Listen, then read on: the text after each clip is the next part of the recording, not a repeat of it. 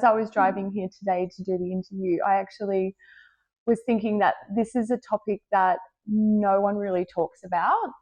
And so it goes to show that Hugh and all the strata managers within the business really care about their clients and the portfolios that they manage. So it's a great question to ask, because we're, as the real estate agents, we're the ones that, you know, are dealing with the buyers who are buying into these buildings, which essentially you're managing. So that shows how much you care about your clients. It's very important to have a reputable strata managing agent with a complex, because we've certainly seen good strata reports and we've seen some pretty ugly strata reports. We reference the strata report because that's the document which will provide us with an overview of the complex, and we would be selling a property within that complex. So when a buyer comes through any of our open for inspections looking to purchase a property, the two documents they will ask for will always be a copy of the contract of sale and a strata report.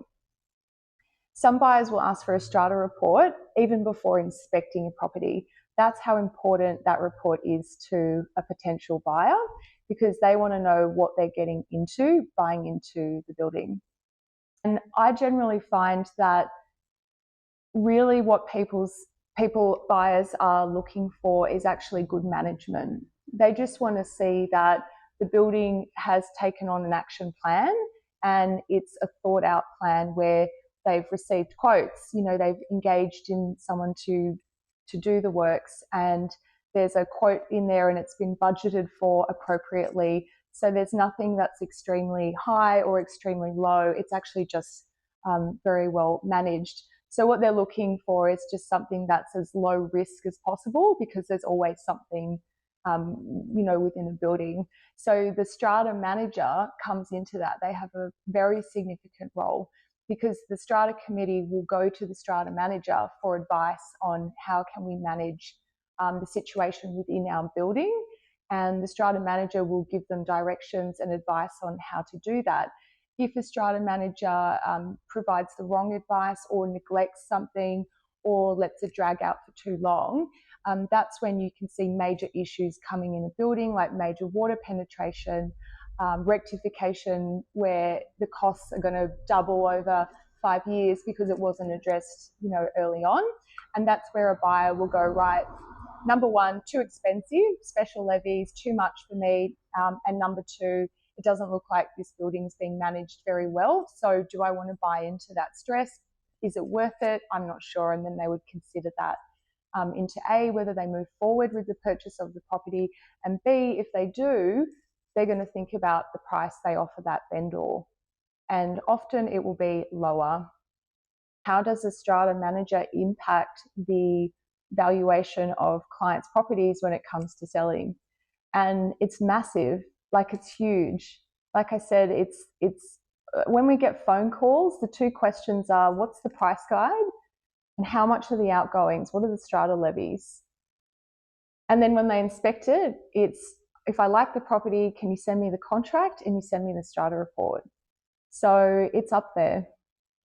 The thing is that it can sometimes just be a deal breaker where you can't put a percentage on it. It's just a buyer will walk away from buying an apartment. They might love the property so much, and then they read the report, and that's just enough to scare them to just walk away from the sale completely. So it really depends on how severe the issues are, you know, within the complex.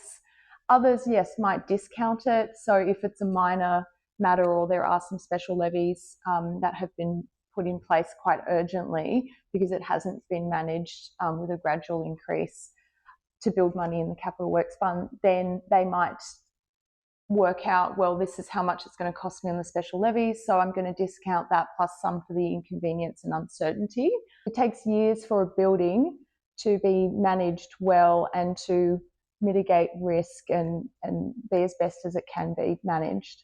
Obviously, if they're happy with the strata managing agency at the moment, then continue along that path. However, if they feel like there could be improvements and it's not being managed as best as it could be, and it might be communications part of it as well, then I would simply speak to a professional in the industry, reach out to McCormack's, reach out to real estate agents and ask them for their advice and professional opinion on how the building could be improved. And to do that sooner rather than later is key. Yes, I think it's very important because the strata manager is providing legal advice to a committee. So if they provide the wrong advice, then the committee or the building could be at very high risk. So you do need a strata manager who's competent, who knows what they're talking about, who understands the law exactly as it is. And the laws are changing all the time. So they need to be doing ongoing CPD and consistent training and talking to people like us, real estate agents, who are telling you this is what's happening, on the ground, on the surface of things, so that, if owners are looking to add value to their properties or sell in future, and they own a strata dwelling, it is really important to have a good strata manager on the books managing the complex. So the fact that we're sitting here today and the Cormacks are taking the time to find out information just shows how proactive they are in helping their clients add value to their properties.